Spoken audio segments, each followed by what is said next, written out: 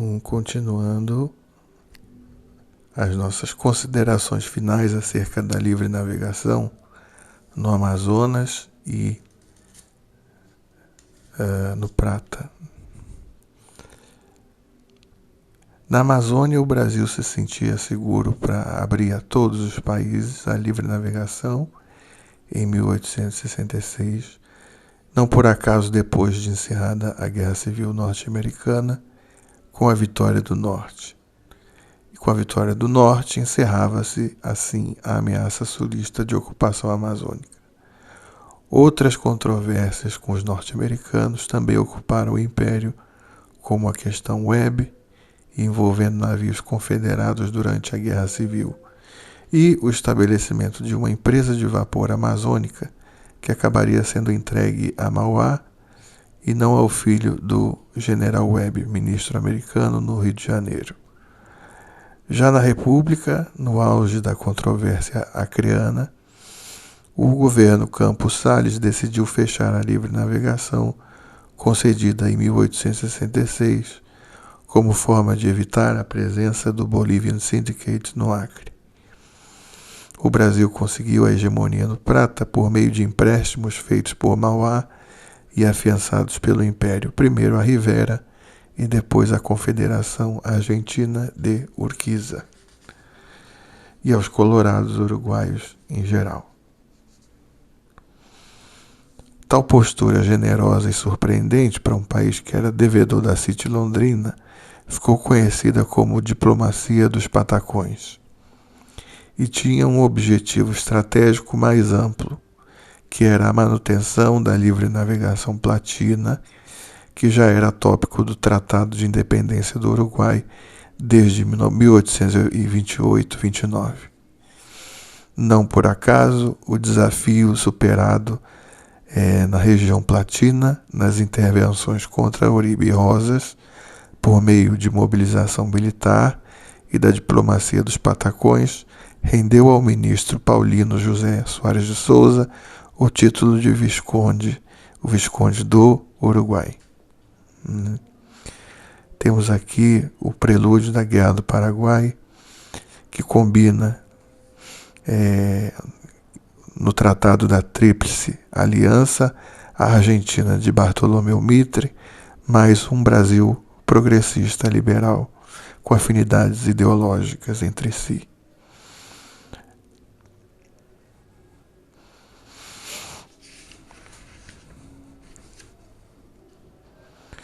O Tratado de 1865, negociado pelo Gabinete Liberal, gerou fortes críticas por parte do Partido Conservador.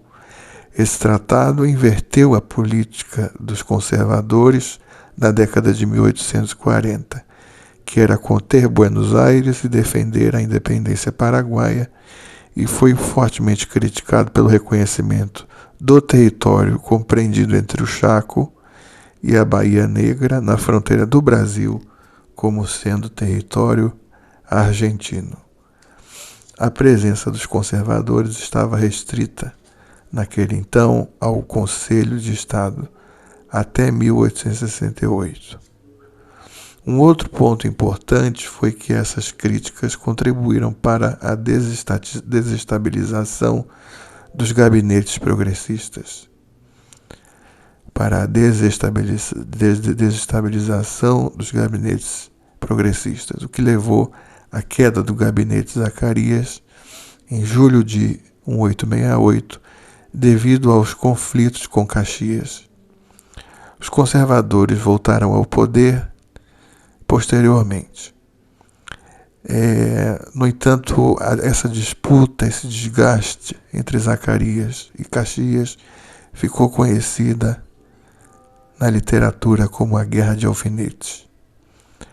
A diplomacia imperial já se vinha preparando para as crescentes tensões platinas, e o exemplo disso é a Missão Saraiva, ao Prata, em 1864, a fim de encontrar o chanceler argentino Elizalde e tratar de assuntos uruguaios. O projeto de uma aliança mais ampla entre o Império e Buenos Aires será desgastado pela duração da guerra. Em relação às grandes potências, caberia mencionar como o Império lutou para conseguir a neutralidade dos ingleses, franceses e americanos, sendo menos bem-sucedido no caso deste último, isto é, dos americanos. Uma vez recusada a oferta de mediação, a postura norte-americana foi de neutralidade pró-paraguaia.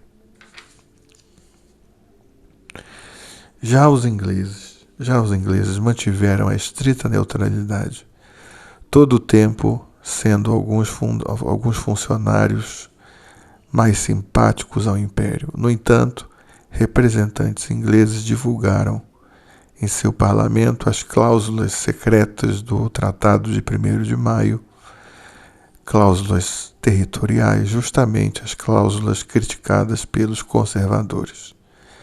A diplomacia imperial adotou medidas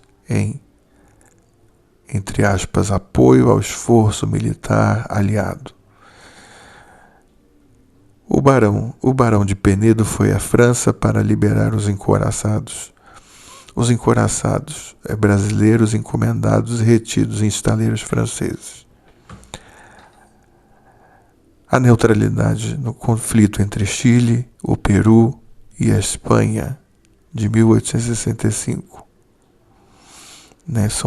São algumas das medidas que a diplomacia imperial adotou em apoio ao esforço militar aliado. O primeiro, repetindo, o barão de Penedo foi à França para liberar os encouraçados, o encouraçado brasileiro encomendado e retido em estaleiros franceses. Uma segunda medida foi a neutralidade no conflito entre o Chile, o Peru e a Espanha de 1865, inclusive com a recusa em participar da mediação. Terceiro, a ruptura de relações com o Peru em 1867. Após críticas do ditador Mariano Prado, que logo seria derrubado do poder. Quarto, a abertura do Amazonas e afluentes aos navios mercantes de todas as nações, a fim de pacificar os Estados Unidos. Eu vou aceitar um pouquinho dessa água. Acabou. Tá.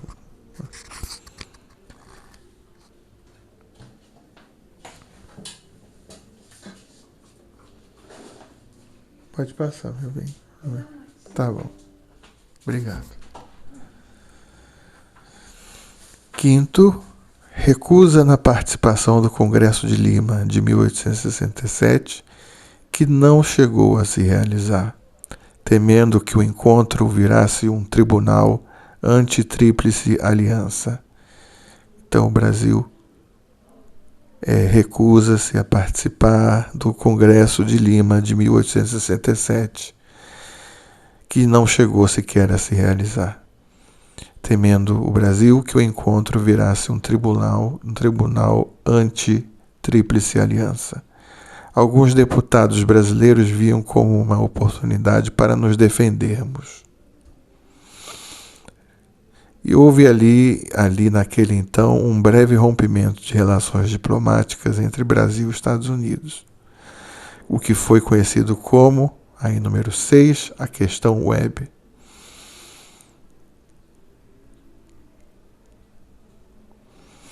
O fato de uma indenização indevida ao general Webb, representante de Washington no Rio, que se aproveitou da situação para fazer descabidas exigências sobre navios pretensamente americanos vendidos em Santa Catarina. Obrigado. Em 1869, a recusa do Império em ceder nova indenização levaria à brevíssima suspensão de relações diplomáticas entre os dois países. Quase que imediatamente retomadas a partir da saída de Webb. Sétimo ponto. O Tratado de Ayacucho com a Bolívia de 1867, após a declaração de simpatia do presidente boliviano, general Melgarejo, ao Paraguai. Acerca da missão Paranhos, nós falamos anteriormente da missão Saraiva, agora falaremos da missão Paranhos. Acerca da missão Paranhos ao Paraguai no período 1869 a 1870, ela tinha como objetivo estabelecer um governo provisório em Assunção,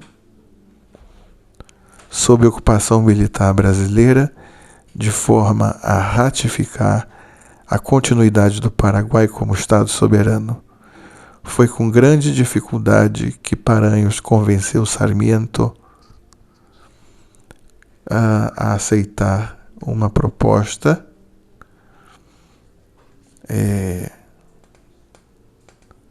e no final o governo provisório foi instalado precariamente em agosto de 1869. Somente os países aliados reconheceram-no, pois Solano Lopes continuava em território paraguaio e era reconhecido como chefe de Estado pelos americanos e por países europeus.